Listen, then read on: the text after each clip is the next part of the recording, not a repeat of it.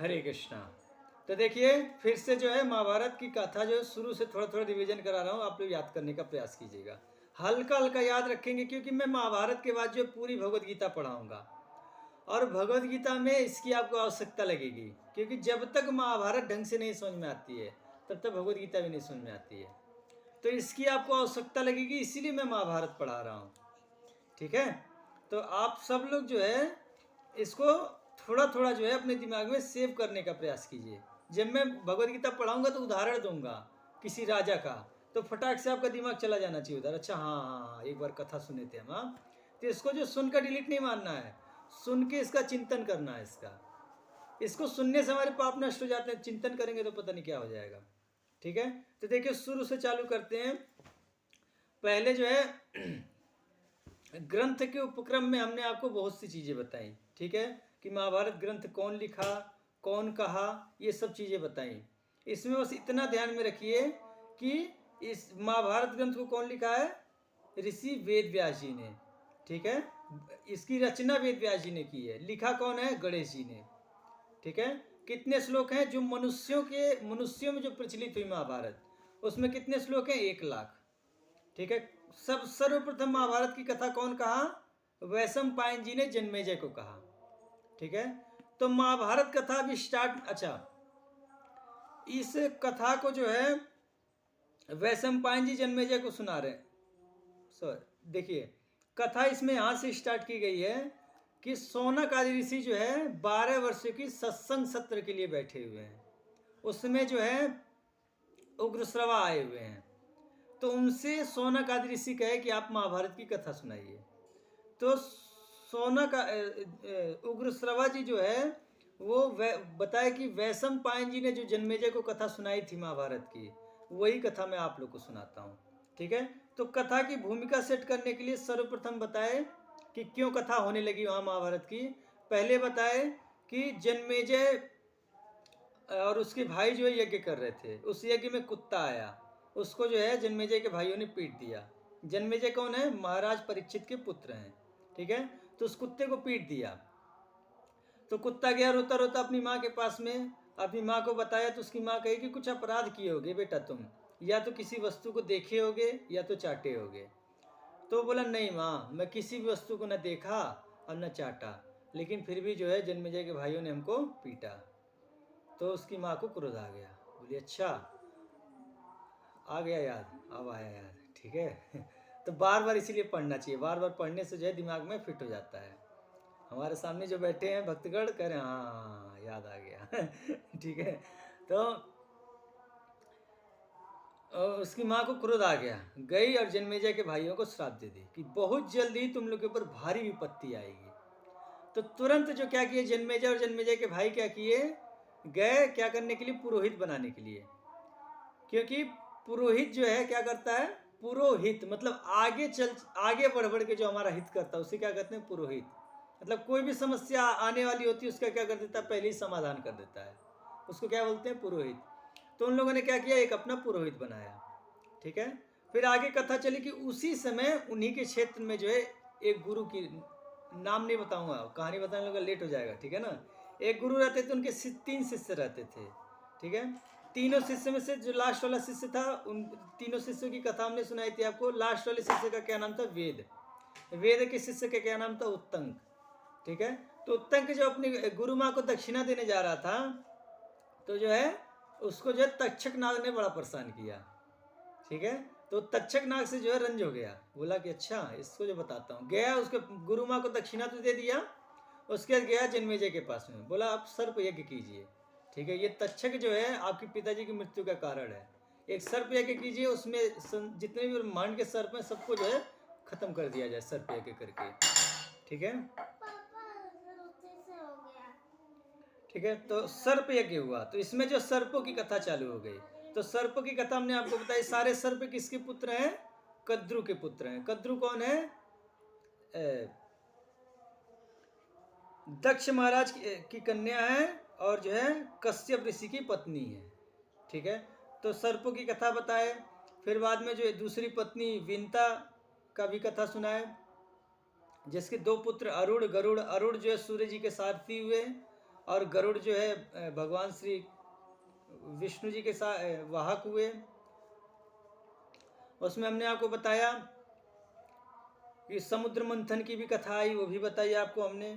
उसके बाद जो है गरुड़ जी जो अपनी माता को श्राप से बचाने के लिए स्वर्ग से अमृत लेकर आए, वो अमृत जो है कुसा पर लगा, ठीक है, तो कुसा इसलिए पवित्र मानी जाती है, ठीक है। आगे हमने आपको कथा सुनाया था कि फिर जो है गरुड़ जी अपनी माँ को विंता को जो है दासी भाव से मुक्त करा लिए, ठीक है। फिर शेषनाग की कथा आई, क्योंकि सर्पों में ये भी हैं, शेषनाग भी हैं, कद्रु के ही पुत्र हैं, लेकिन ये बाकी सर्पों से अलग रहते थे। क्यों? क्योंकि ये सब आपस में लड़ते झगड़ते रहते थे, एक दूसरे से द्वेष करते थे, ठीक है, भाई भाई में ही, तो इसलिए जो ये सबसे अलग रहते थे। तो ब्रह्मा जी प्रसन्न हो गए और जिनको बहुत सारे आशीर्वाद दिए और बोले एक काम करो, तुम जो है समाज का एक काम करो कि ये जो भूमंडल है ना, ये हिलती डोलती रहती है पृथ्वी, इसको जो है तुम अपने सर पे ले लो, जिससे ये स्थिर हो जाए, ठीक है, ताकि जो है इस पे प्राणी जो अच्छे से कर्म करें, ठीक है। ये हिलती रहती है तो ढंग से वो कर नहीं पाते हैं बेचारे, ठीक है। देखिए अभी हिलती है तो ढंग से कर्म नहीं हो पाता है, और जिस स्पीड से साइंटिस्ट बता रहे हैं नाच रही है, उस स्पीड से अगर नाच जाए तो पता नहीं क्या हो जाएगा, ठीक है। तो शेषनाग जी जो है अपने मस्तक पे जो है पृथ्वी को धारण कर लिए, जिससे जो क्या हो जाए ये स्थिर हो जाए, ठीक है। थोड़ा सा ट्रेन में जो है 4 घंटा सफ़र कर लो तो ऐसा सर घूमता है, ऐसा लगता है ट्रेन में ही बैठे हुए हैं। और जो बताते हैं पृथ्वी जो है पता नहीं 1 लाख पता नहीं कितना किलोमीटर की स्पीड से नाच रही है। अरे जिस दिन नाच गई पृथ्वी उस दिन ऐसा छटकोगे पृथ्वी पर से गायब हो जाओगे, पता भी नहीं चलेगा कहाँ गए। ठीक है ना। तो ये सब चिंतन करने की बात है, आप लोग चिंतन करेंगे तो ये सब बात समझ में आएगी, ठीक है। कुछ लोगों को तो बुरा लगता होगा हम ये सब बताते हैं तो।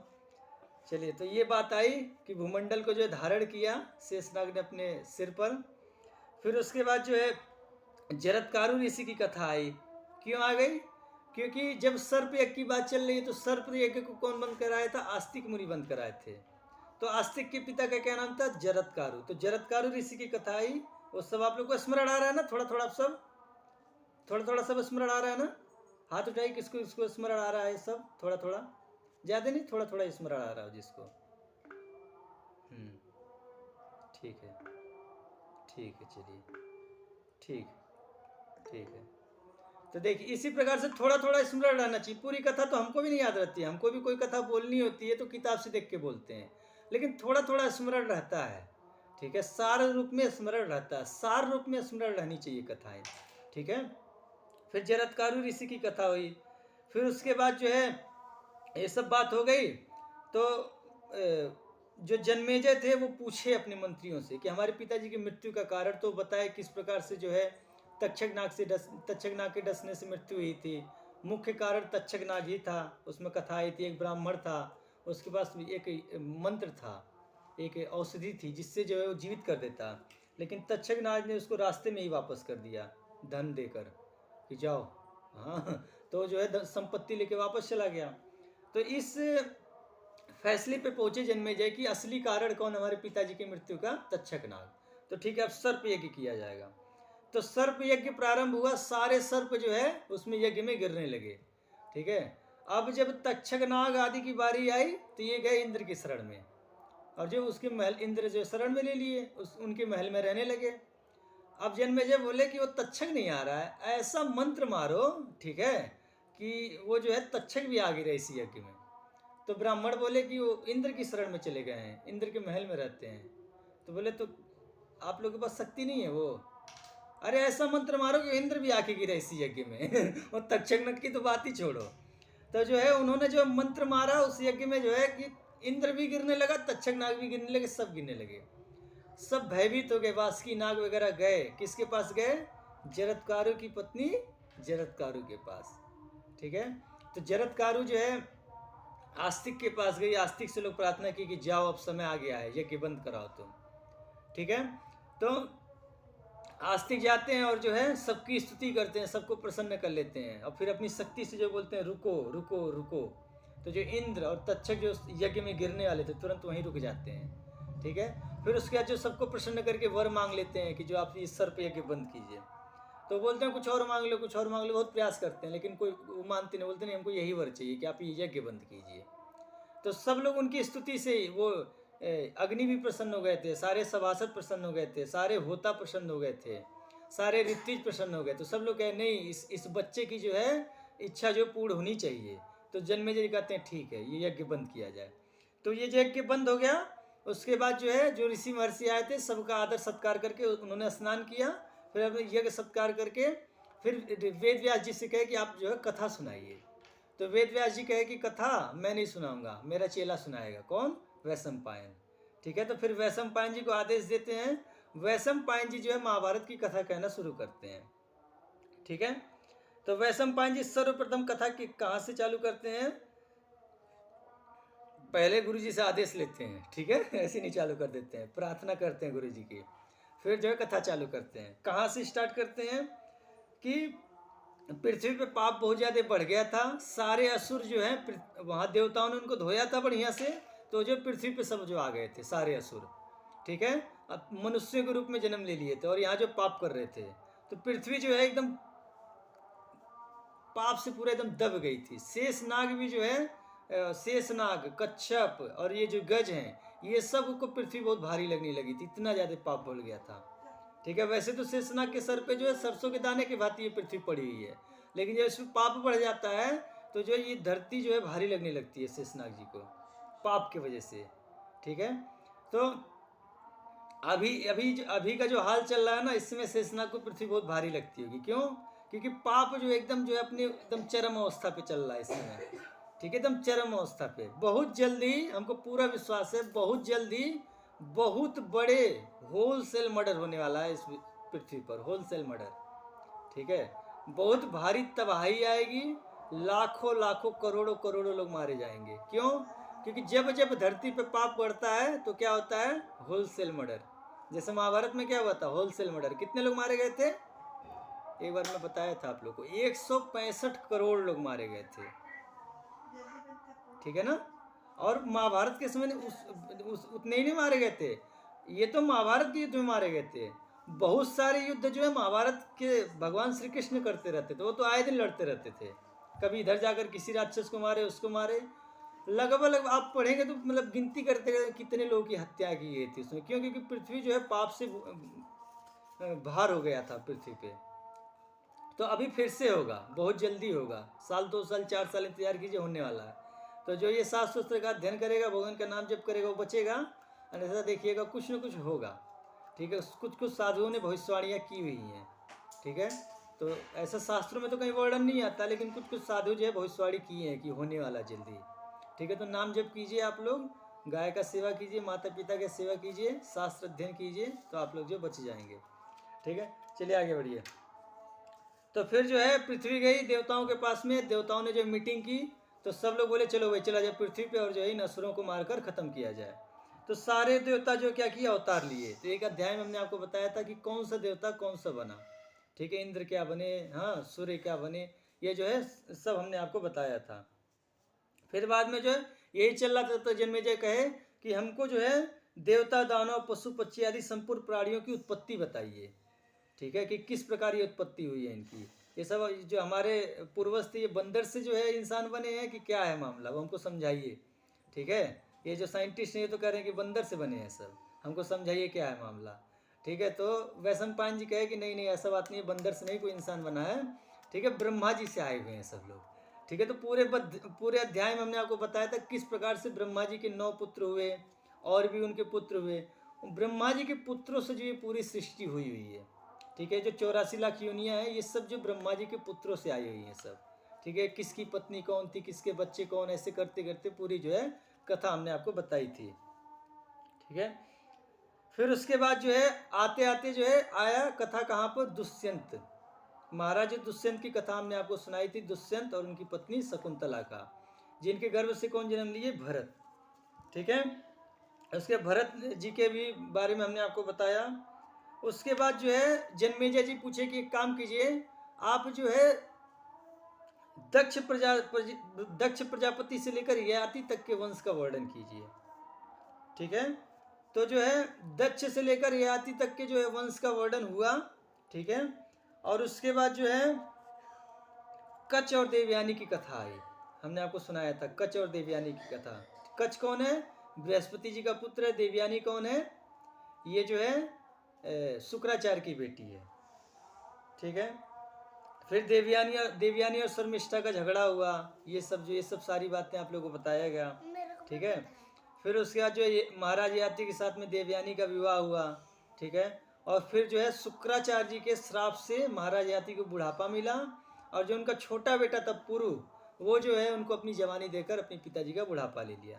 फिर बाद में जो है महाराज ययाति जो है इस ब्रह्मांड के सारे भोगों को भोगे 1000 वर्षों तक। ठीक है। बाद में थक गए। अब जो है 1000 वर्ष पूरा हो चुका था, उन्होंने जो है अपने बेटे को जो है जवानी दे दी। ठीक है। और जो है उससे बुढ़ापा ले लिया, और जो है अपने राज्य का उसको जो है मालिक बना दिया, उसका राज्याभिषेक कर दिए। फिर प्रजा ने इसका विरोध किया कि आप छोटे बेटे को क्यों राजा बना रहे हैं, तो फिर उन्होंने तर्क से जो है उनको शास्त्र के सिद्धांत बताकर प्रजा को शांत किया कि जो बच्चे पिताजी की बात नहीं मानते वो पुत्र नहीं होते हैं।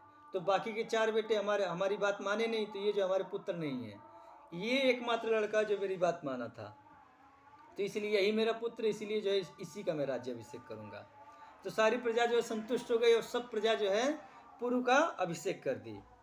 फिर जो है ययाति का स्वर्गवास हुआ। महाराज ययाति जो है स्वर्ग में गए। ठीक है। तो स्वर्ग में जो है इंद्र जो है, देवराज इंद्र, ये जो है प्रश्न पूछ रहे हैं। बैठिए। एक तो ताला जरूर लगा देना। ठीक है। और एक ना सिलेंडर में ठंडे पानी से। तो महाराज ययाति जो है देवराज इंद्र से बात कर रहे हैं, और देवराज इंद्र पूछे कि तुम अपने बेटे को जो है क्या शिक्षा दिए थे जब उसका राज्याभिषेक किए। बैठो। सर पे क्यों खड़े हो? सॉरी बाबू। सर पे आके खड़े हो जाते हो, ऐसे ऐसे ज्ञान लिया जाता है। सॉरी। उधर बिस्तर पे बैठो, ये हटा के रह जाए, हटाओ इसको। तो उन्होंने बताया कि पुरु को मैं क्या शिक्षा दिया था, ये सारी चीज़ें हमको बताई। अच्छा, इसके बाद ये बात होते होते जो है फिर जो है इंद्र ने पूछा, एक और प्रश्न पूछा कि नहुस नंदन, ये नहुस जी के पुत्र हैं। ये महाराज ययाति कौन है? नहुस जी के पुत्र हैं। तो इंद्र जी पूछे कि नहुस नंदन, आपने गृहस्थ आश्रम धर्म का पूरा पूरा पालन करके वानप्रस्थ आश्रम स्वीकार किया था। ठीक। मैं आपसे ये पूछता हूँ कि आप तपस्या में किसके समकक्ष हैं? मतलब आपने जो वानप्रस्थ आश्रम में जो तपस्या की थी आपने इतनी भारी, वो किसके समकक्ष है, किसके समान है? थोड़ा उसके बारे में आप बताइए। तो महाराज ययाति ने कहा कि देवता, मनुष्य, गंधर्व और महर्षियों में, ये गेट बंद करो, ये गेट बंद करके आप बैठो अच्छे से यहाँ पे। तो बोलते हैं कि देवता, गंधर्व, मनुष्य, महर्षियों में मेरे समान जो है तपस्वी मुझे कोई नहीं दिखाई पड़ता है। महाराज ययाति जो है ऐसा कह दिए। अच्छा, जैसे ही वो ऐसा कहे वैसे इंद्र ने कहा कि राम राम राम राम, तुमने अपने समान बड़े छोटे लोगों का प्रभाव न जानकर सबका तिरस्कार किया है। अपने मुंह से अपनी करनी का बखान करने से तुम्हारा पुण्य छीन हो गया है। अपने मुंह से अपनी करनी का अगर बखान किया जाए तो पुण्य क्या होता है? छीण हो जाता है। ठीक है, तुरंत छीण हो जाता है। तो जितनी भी तुमने तपस्या की थी वो क्या हुआ? सब खत्म। 0/भेली। ठीक है। तो अब जो है तुम यहाँ के सुख भोगों की सीमा, तो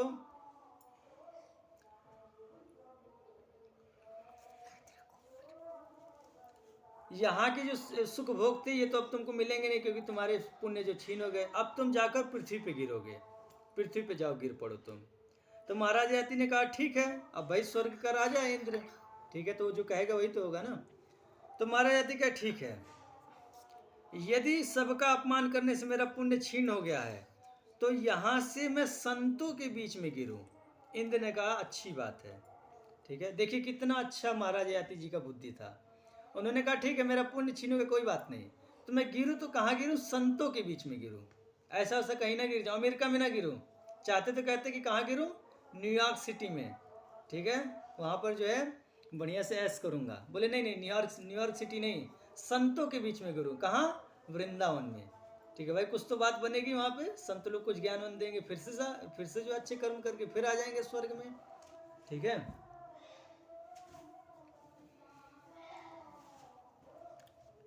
इसके पश्चात राजा ययाति पवित्र लोक से च्युत होकर उस स्थान पर गिरने लगे जहां अष्टक प्रतर्दन वसुमान और शिवी नाम के तपस्वी तपस्या करते थे। कुछ तपस्वी थे वहाँ तपस्या कर रहे थे, वहीं पर वो गिरे। ठीक है, जीव का जब पुण्य छीन हो जाता है वो क्या करता है, गिरता है वो। ठीक है, स्वर्ग लोकों से गिरता है वो। तो गिर रहे थे तो कहाँ गिरे, जहाँ पे ऋषि जो है तपस्या कर रहे थे। ठीक है, उन्हें गिरते देखकर अष्टक ने कहा, युवक तुम्हारा रूप इंद्र के समान है, तुम्हें गिरते देखकर हम चकित हो रहे हैं। ठीक है, हम लोग नहीं देख सकते हैं स्वर्ग से गिरते हुए जीवों को, लेकिन जो लोग तपस्या में लीन वो देख सकते हैं अपनी दिव्य दृष्टि से। ठीक है, तो बोले कि युवक तुम्हारा रूप इंद्र के समान है, तुम गिरते देखकर हम चकित हो रहे हैं, तुम जहाँ तक आ गए हो वहीं ठहर जाओ। उन्होंने रोक दिया उनको, और विषाद तथा मोह छोड़कर अपनी बात बतलाओ। इन सत्पुरुषों के सामने इंद्र भी तुम्हारा बाल बाका नहीं कर सकता। वो बोले कि हम ये जो 4-5 लोग बैठे हुए हैं हमारे सामने तो इंद्र भी कुछ नहीं कर सकता है। ठीक है, तुम जो है अपना ये भय और विषाद छोड़कर, मोह छोड़कर बताओ बात क्या है, क्यों गिर रहे हो तुम। ठीक है, दुखी और दीन पुरुषों के लिए संत ही परम आश्रय हैं। सौभाग्यवश तुम उन्हीं के बीच में आ गए हो। तुम अपनी व्यवस्था ठीक ठीक सुनाओ, तुम्हारी व्यवस्था जैसी बन रही है उसको ठीक ठीक तुम सुनाओ। तो महाराज ययाति ने कहा, हरि बोल, सो रहे हो, सुनने आप, हाँ तो सुनना चाहिए ना, सो रहे हो आप। हाँ। तो महाराज ययाति ने कहा कि मैं समस्त प्राणियों का तिरस्कार करने के कारण स्वर्ग से च्युत हो रहा हूँ। मुझ में अभिमान था, अभिमान नरक का मूल कारण है। मुझ में अभिमान था और अभिमान जो है नरक का मूल कारण है। सत्पुरुषों को दुष्टों का अनुकरण नहीं करना चाहिए। जो धन्य धान्य की चिंता छोड़कर अपनी आत्मा का हित साधन करता है वही समझदार है। धन पाकर फूलना नहीं चाहिए, ये महाराज याति कह रहे हैं। धन पाकर फूलना नहीं चाहिए, विद्वान होकर अहंकार नहीं करना चाहिए, अपने विचार और प्रयत्न की अपेक्षा दैव की गति बलवान है, ऐसा समझकर संताप नहीं करना चाहिए। दुख से जले नहीं, सुख से फूले नहीं, दोनों में समान रहें। अष्टक में इस समय मोहित नहीं हूँ।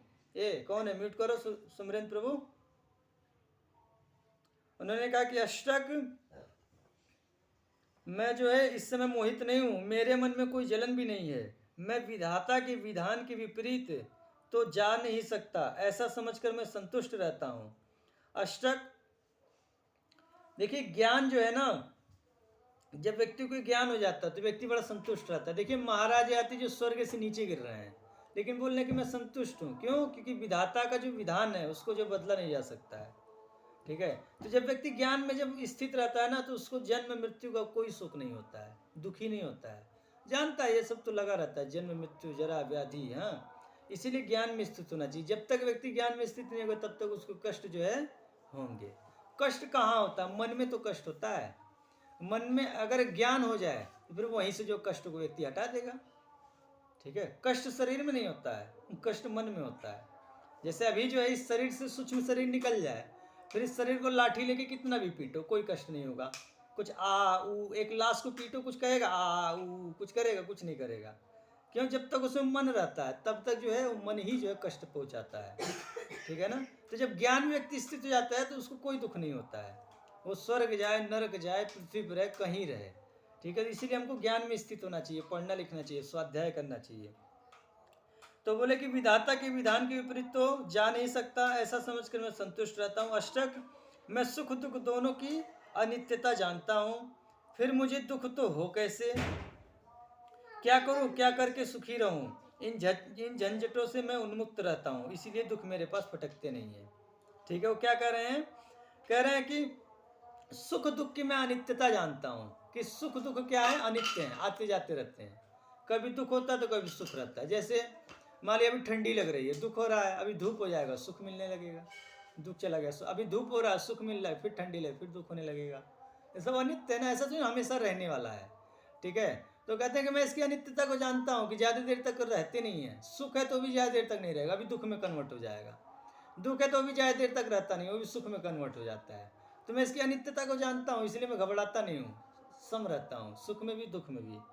ठीक है, फिर मुझे दुख हो कैसे, जब व्यक्ति इस प्रकार से सम रहेगा तो उसको दुख नहीं होता है, फिर जैसे महाराज याति को नहीं होता है। ठीक है, क्या करूं, क्या करके सुखी रहूं, इन झंझटों से मैं उन्मुक्त रहता हूं। ऐसे व्यक्ति हमेशा ही सोचता रहता है, जब जग जाएगा सपना भी शायद यही देखता है कि मैं किस प्रकार से सुखी रहूं। यही सपना देखते हैं ना सुमरेंद्र प्रभु, किस प्रकार से सुखी हो जाऊं। ठीक है, तो कहते हैं कि मैं इन सब झंझट को नहीं पालता हूं, मैं ये सुखी में रहना ही नहीं चाहता हूं, बात खत्म। ठीक है, कह रहे हैं कि इन झंझटों से मैं उन्मुक्त रहता हूं। ये झंझट है ना, क्या करके मैं सुखी हो जाऊं। बोले झंझट में पालता ही नहीं हूं, सुख दुख तो आते रहते हैं। जैसे दुख के लिए नहीं प्रयत्न करना पड़ता तो सुख के लिए भी नहीं प्रयत्न करना पड़ता, वो भी अपने आप ही आ जाता है। जैसे आप देखिए, आप कोई व्यक्ति चाहता है कि हमको रोग हो, नहीं चाहता है ना, लेकिन रोग आ ही जाता है। ठीक है, उसी प्रकार से हम सुख ना भी चाहे ना तब भी हमारे जीवन में सुख आ जाएंगे। ठीक है, उसके लिए हमको प्रयत्न नहीं करना पड़ता है। इसलिए क्या कि ये सब झंझट में हम पड़ते ही नहीं है कि हमको सुख मिले। ठीक है, इसीलिए हमको दुख भी नहीं होता है। जो इस झंझट में पड़ता नहीं है कि हमको सुख मिले, उसको ये दुख भी नहीं मिलता है। ठीक है, तो इन झंझटों से मैं उन्मुक्त रहता हूँ, इसलिए दुख मेरे पास फटकते नहीं है। तो अष्टक कह रहे थे ना, तुमको क्या मोह है कि अपना जो है दुख छोड़कर कहो, तो बोले अरे दुख तो हमको हमारे अगल बगल भी नहीं फटकता है। ठीक है, अष्टक ने पूछा, आप तो अनेक लोकों में रह चुके हैं और आत्मज्ञानी नारद आदि के समान भाषण कर रहे हैं, तो बताइए आप प्रधानतः किन किन लोकों में रहे। तो महाराज याति ने उत्तर दिया कि मैं पहले पृथ्वी में सार्वभौम राजा था, पूरी पृथ्वी का राजा था। मैं 1 सहस्त्र वर्ष तक महत लोकों में रहा। ठीक है, 1 सहस्त्र मतलब 1000 वर्षों तक महत लोक में रहा। फिर जो महत लोक कौन है? स्वर्ग लोक से ऊपर है महत लोक, महर लोक।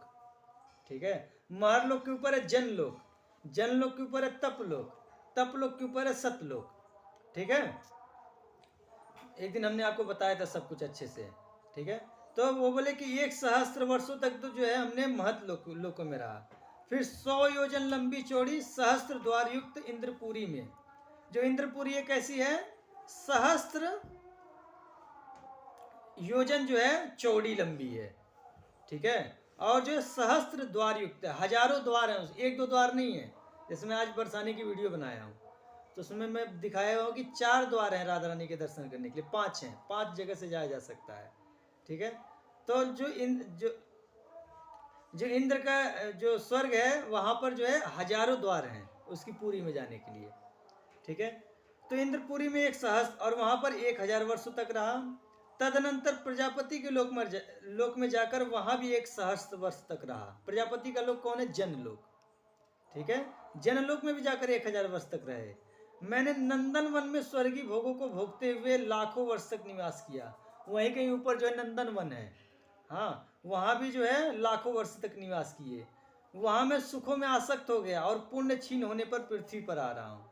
अब पुण्य छीन हो गए तब कहाँ आ रहा हूँ? पृथ्वी पर आ रहा हूँ। जो भी व्यक्ति पुण्य करता है पृथ्वी पे क्या करता है? जाकर स्वर्ग आदि लोगों में भोगता है, और जब उसके पुण्य छीन हो जाते हैं फिर से पृथ्वी लोक पे गिरता है वो।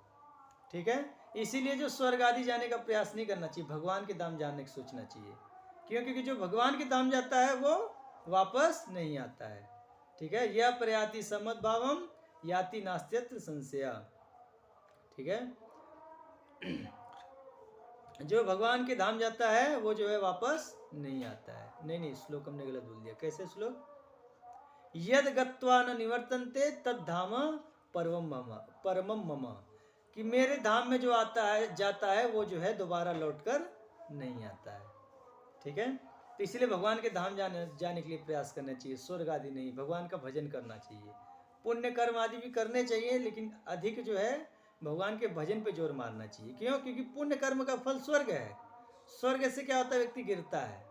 ठीक है, तो हमको जो है भगवान के धाम जाना है। ठीक है, अच्छा, अब बताए कि अब मैं पृथ्वी पर आ रहा हूँ। जैसे धन का नाश होने पर जगत के सगे संबंधी छोड़ देते हैं, वैसे ही पुण्य छीन हो जाने पर इंद्र आदि देवता भी परित्याग कर देते हैं। भाई, जब तक धन है तब तक तो आपके खूब सगे संबंधी रहेंगे। ठीक है, खूब जो है आपको पूछेंगे, ये वो, ये हमारे मामा लगते हैं, हमारे फुफ्फा लगते हैं। जैसे अभी आप जो IAS बन जाओ, ठीक है, फिर देखना आपके कितने सगे संबंधी बढ़ जाएंगे। या कोई नेता बन जाओ, फिर देखो फुफ्फा, उधर से कोई आएगा चाचा, उधर से कोई ताऊ, हाँ, सब सगे संबंधी। और अभी जो किसी केस में फंस जाओ आप, ठीक है, और जो गवाही की जरूरत पड़ जाए, फिर देखना कितने सगे संबंधी आ रहे हैं। ठीक है, और जो है जिस दिन आपका दिवालिया हुआ उस दिन जो है सारे सगे संबंधी भाग जाते हैं। ठीक है, तो वही उदाहरण दे रहे हैं कि जैसे इस जगत में सगे संबंधी धन का नाश होने पर सगे संबंधी छोड़ देते हैं, उसी प्रकार जब पुण्य क्षीण हो जाता है तो इंद्र आदि देवता भी परित्याग कर देते हैं जीव का। ठीक है, तो मेरा भी इंद्र देवता ने परित्याग कर दिया, अब मैं पृथ्वी पे गिर रहा हूँ। अष्टक ने पूछा, राजन किन कर्मों के अनुष्ठान से मनुष्य को श्रेष्ठ लोकों की प्राप्ति होती है? वे तप से प्राप्त होते हैं या ज्ञान से? तो महाराज यति ने उत्तर दिया कि स्वर्ग के 7 द्वार हैं।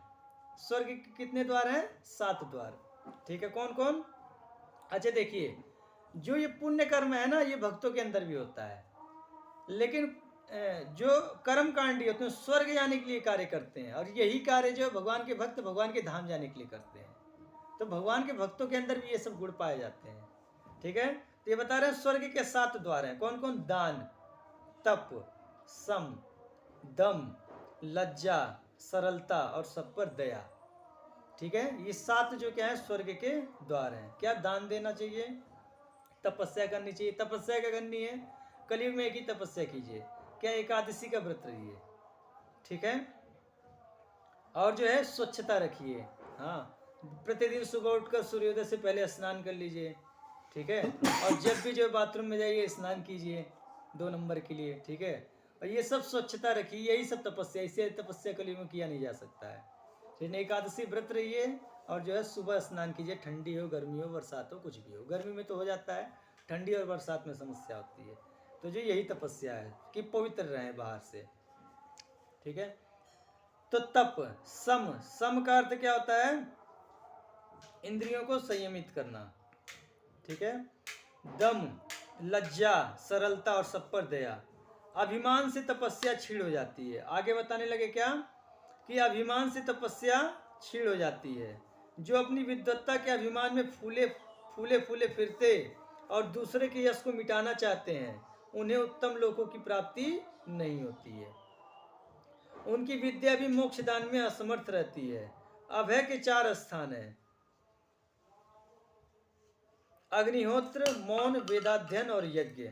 यदि अनुचित रीति से अहंकार के साथ इनका अनुष्ठान होता है तो ये भय के कारण बन जाते हैं।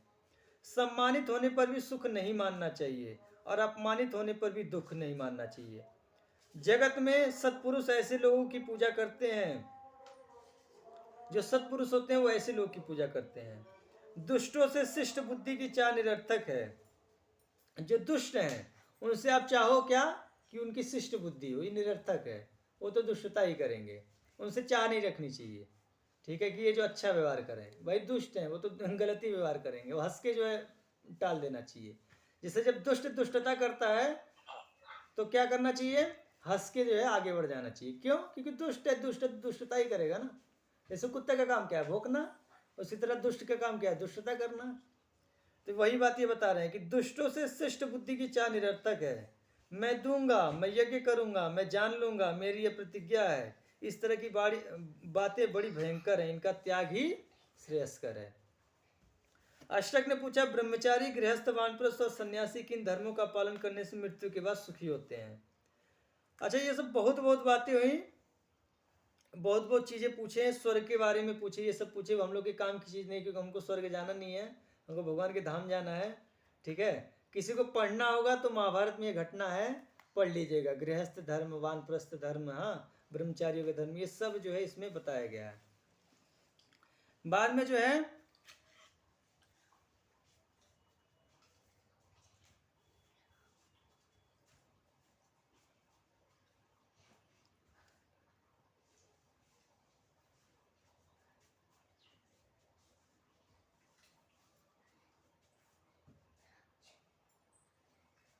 बाद में अष्टक ने कहा महाराज याति से कि स्वर्ग में मुझे ये प्रश्न उत्तरी हुआ। ठीक है, बता ही देता हूँ। ठीक है, थोड़ा सा ही क्या काटूँ। हाँ, तो अष्टक ने पूछा कि ब्रह्मचारी, गृहस्थ, वानप्रस्थ और सन्यासी किन धर्मों का पालन करने से मृत्यु के बाद सुखी होते हैं? तो महाराज याति ने कहा कि जो ब्रह्मचारी आचार्य के आज्ञा अनुसार अध्ययन करता है, जिसे गुरु सेवा के लिए आज्ञा नहीं देनी पड़ती, अपने से जो उठकर कर देता है कार्य, जो आचार्य से पहले जागता है और पीछे सोता है, जिसका स्वभाव मधुर होता है, जो इंद्रियजी, धैर्यशाली, सावधान और प्रमाद रहित होता है, उसे शीघ्र ही सिद्धि प्राप्त होती है। जो पुरुष धर्मानुकूल धन प्राप्त करके यज्ञ करता है, अतिथियों को खिलाता है, किसी की वस्तु उसके बिना दिए नहीं लेता, वही सच्चा गृहस्थ है। जो स्वयं उद्योग करके फल मूल से अपनी जीविका चलाता है, पाप नहीं करता, दूसरों को कुछ न कुछ देता रहता है तथा किसी को कष्ट नहीं पहुंचाता, थोड़ा खाता और नियमित चेष्टा करता है, वह वानप्रस्थी शीघ्र ही सिद्धि प्राप्त करता है। तो हमको जो है गृहस्थ, अभी सब लोग जो गृहस्थ आश्रम में है, तो गृहस्थ वाला जो एक बार फिर से बता दे रहा हूँ। क्या कह रहे हैं कि जो पुरुष धर्मानुकूल धन प्राप्त करके यज्ञ करता है, धर्मानुकूल क्या करना है, जो है हमको धन प्राप्त करना, और क्या करना है, यज्ञ करना। कलयुग में कौन सा यज्ञ बताया गया है, नाम संकीर्तन।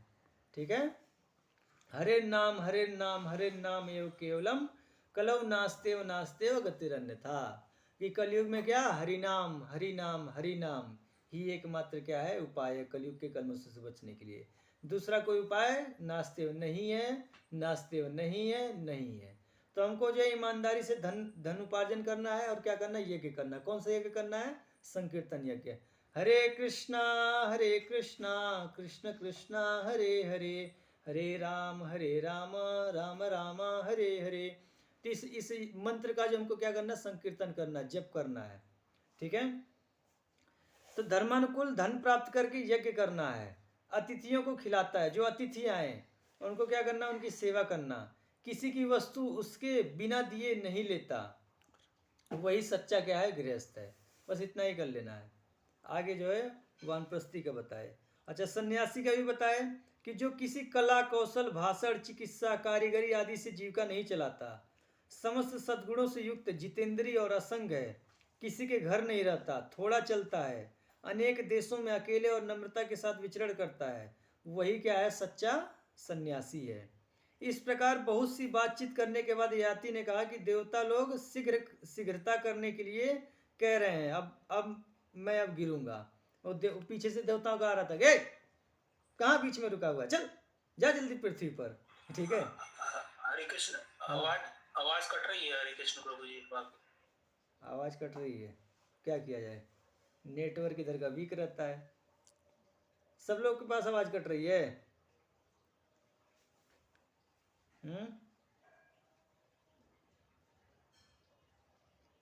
भाई बताइए, सब लोग के पास आवाज कट रही है, बस इनके पास आवाज कट के जा रही है। कट रही है, आवाज कट रही है, कट रही है आवाज। ठीक है, तो फिर क्लास ही ओवर किया जाता है, इधर का जो नेटवर्क वीक होता है सही हो जाता है। चलाइए क्लास चलाइए, कोई इतनी डिस्टरबेंस नहीं है। अच्छा, ठीक है, जब बहुत ज्यादा कटने लगे तो बताइए। ठीक है, देखिए। तो जब है उधर देवताओं ने जो है जल्दी मचाया कि याति चलो, बीच में कहाँ टाइम पास कर रहे हो। तो याति जो अष्टक से कहे कि देवता लोग जल्दी कर रहे हैं, मैं गिरूंगा, आप लोग हमको जाने दीजिए। तो अष्टक ने कहा, स्वर्ग में मुझे जितने लोग प्राप्त होने वाले हैं, मेरी तपस्या से, जो हम लोग तपस्या कर रहे हैं यहाँ बैठे बैठे, उससे जितने जो है हमको लोग प्राप्त होने वाले हैं, अंतरिक्ष में अथवा सुमेरु पर्वत के शिखरों पर जहाँ भी मुझे पुण्य कर्मों के फलस्वरूप जाना है, उन्हें मैं आपको देता हूँ, आप गिरे नहीं। ठीक है, वो जितना भी अपना तपस्या का फल था, बोले जो भी हमको मिलने वाला हूँ मैं सब आपको देता हूँ, आप गिरिए मत। ठीक है, तो महाराज याति ने कहा कि मैं ब्राह्मण तो नहीं हूँ, मैं दान कैसे लूँ। महाराज याति बोले कि मैं ब्राह्मण हूँ नहीं, मैं तो क्षत्रिय हूँ, मैं दान कैसे लूँ। ठीक है, इस प्रकार के दान तो मैंने भी पहले बहुत किए हैं। बोले कि इस प्रकार के दान तो मैंने भी पहले बहुत किए हैं, मैं ब्राह्मण तो नहीं, मैं दान ले नहीं सकता हूँ, मुझे दान देना चाहिए। तो प्रतर्दन ने कहा मुझे अंतरिक्ष अथवा स्वर्गलोक में जिन जिन लोगों की प्राप्ति होने वाली है मैं आपको देता हूँ, आप यहाँ न गिरें, स्वर्ग में जाएं। जो दूसरे ऋषि बैठे थे वो भी जो बोले कि हमको जो जो फल प्राप्त होने वाले हैं, स्वर्ग लोक, ये लोक, वो लोक, जो भी प्राप्त होने वाले हैं सब मैं आपको देता हूँ फल, आप जो गिरिए मत, आप जो है यहीं से ऊपर चले जाइए।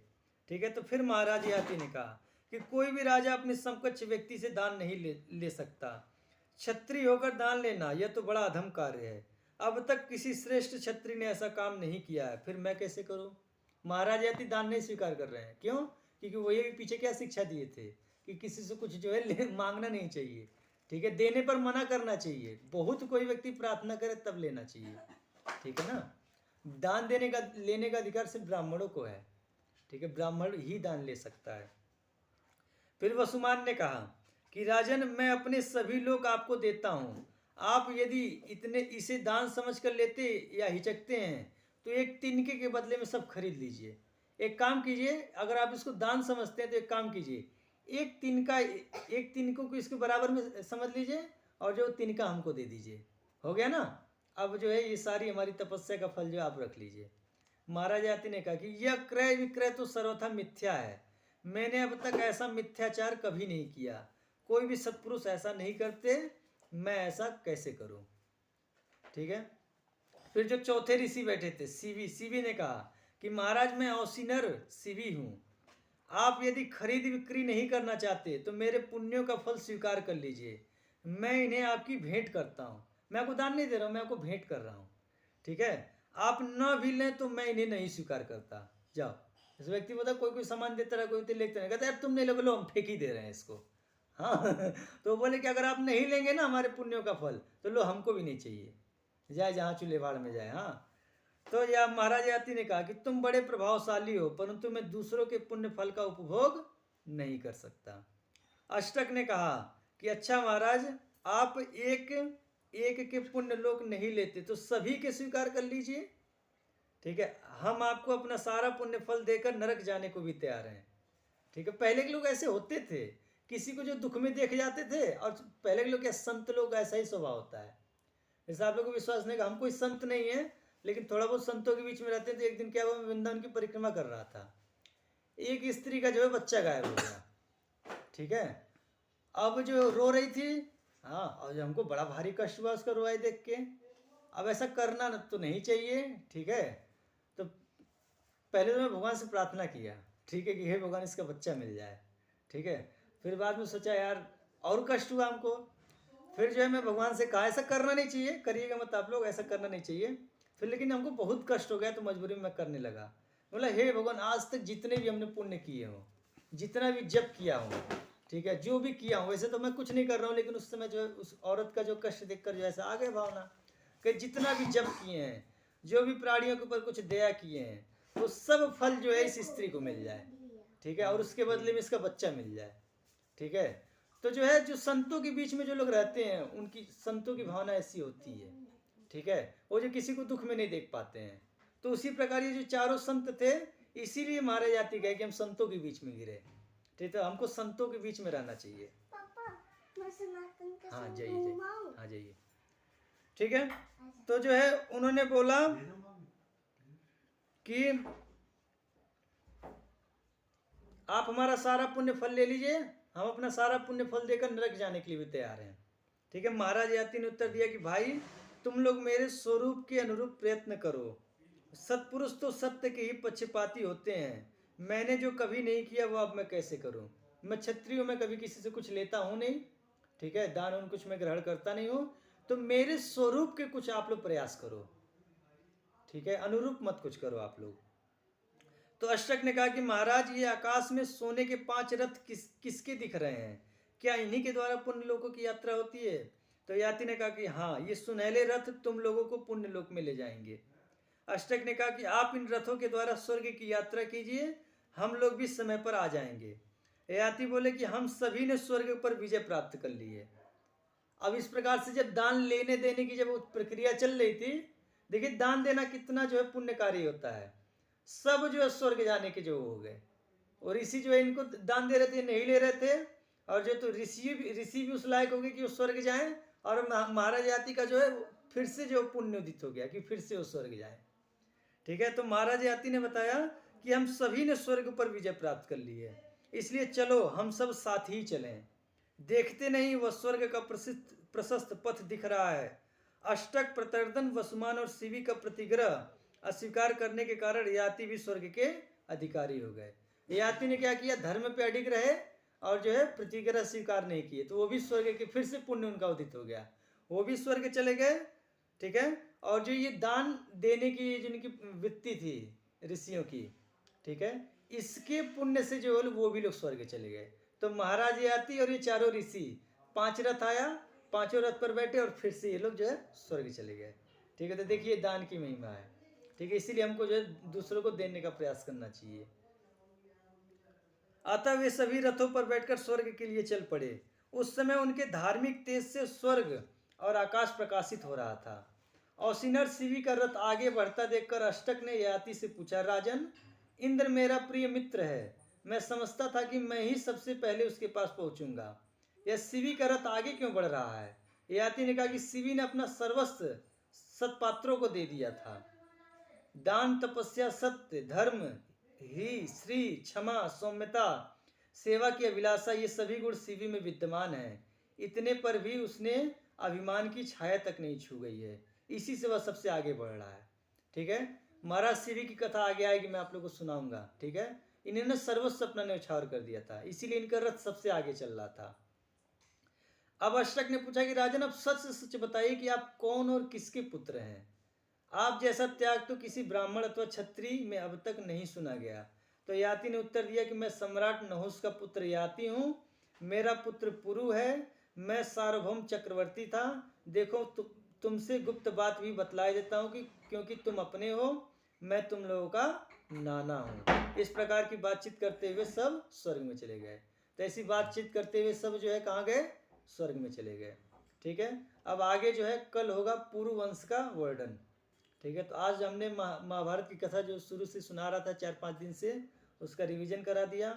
और महाराज ययाति किस प्रकार से स्वर्ग से जो है गिर रहे थे पुण्य का क्षय होने से, लेकिन दोबारा जो है धर्म पर टिके रहने से फिर से जो उनका पुण्य उदित हुआ वो स्वर्ग चले गए, आधे रास्ते से ही स्वर्ग चले गए। ठीक है, तो दान की महिमा पे भी कथा हो गई। और कल से होगी पुरु वंश का वर्णन। तो किसी का कोई प्रश्न तो पूछ लीजिए, और जो लोग यूट्यूब पे सुनेंगे वो कमेंट बॉक्स में प्रश्न पूछ लीजिएगा। हरे कृष्ण।